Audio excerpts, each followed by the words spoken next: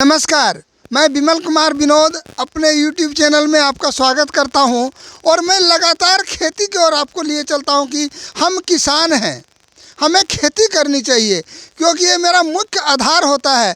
यदि हम खेती न करेंगे तो क्या करेंगे। अभी मैं हूं प्याज की खेती में। प्याज का जो अभी मौसम चल रहा है, प्याज का मौसम जो किसान बंधुओं पहली दिसंबर से 26 जनवरी तक लगाने का इसको अच्छा मौसम माना जाता है।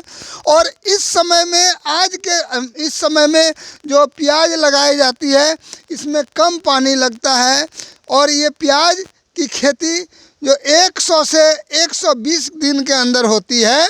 इसमें से अब धीरे धीरे लोगों ने जो नासिक प्याज लगता था और भी जो फैजाबाद से आता था उन सब बीजों को छोड़ करके अब लोग जिराट प्याज की ओर चले हैं, जिराट लगाने की ओर।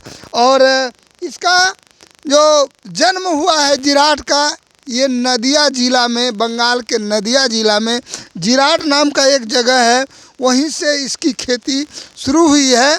और धीरे धीरे इसके बीज को हमारे गोड्डा ज़िला के किसानों ने भी सुरक्षित रख के इसका उत्पादन करना शुरू किया है। तो प्याज लगाने का मौसम लगभग आलू के उखड़ने के बाद होती है। बहुत लोग पहले आलू लगाते हैं और आलू उखड़ने के बाद होती है। मैंने भी आलू उखाड़ के ही लगाया है।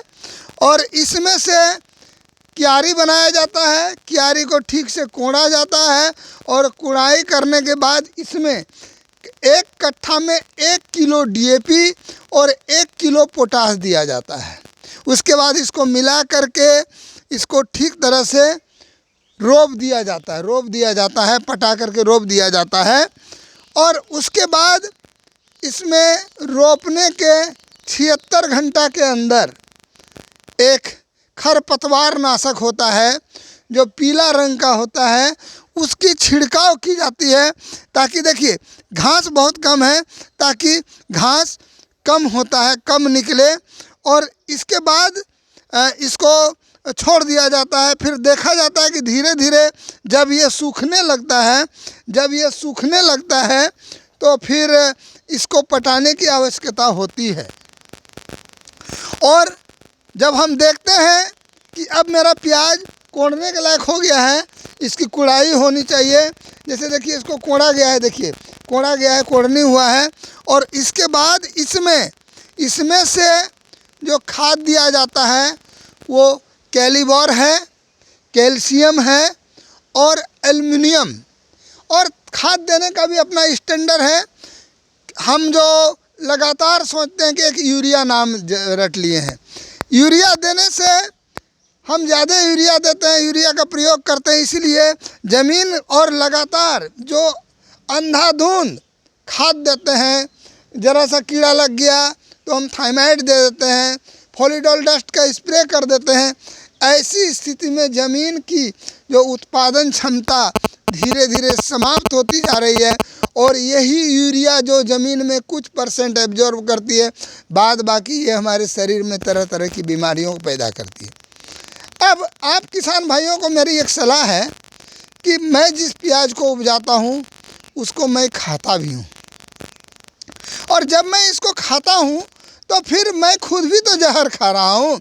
इसलिए मैं जो प्राकृतिक रूप से जो हमारे पास नीम की खल्ली, जो कीटनाशक जो बाज़ार में उपलब्ध है, जो प्राकृतिक जो हमारे जो कंपोस्ट टाइप के जो खाद हैं वो बाज़ार में उपलब्ध है, तो फिर मैं उसका प्रयोग क्यों न करूं। ये एक विचारणीय प्रश्न है। और इसके बाद ये जो हम जब कोड़ाई करते हैं तो इसका मानक है कट्ठा में 250 ग्राम कैल्शियम, 250 ग्राम कैलिबोर और 250 ग्राम एल्युमिनियम दिया जाता है, ताकि हमारा ये प्याज जो है प्याज बड़ा हो, चमकदार हो, इसमें किसी तरह का रोग न लगे।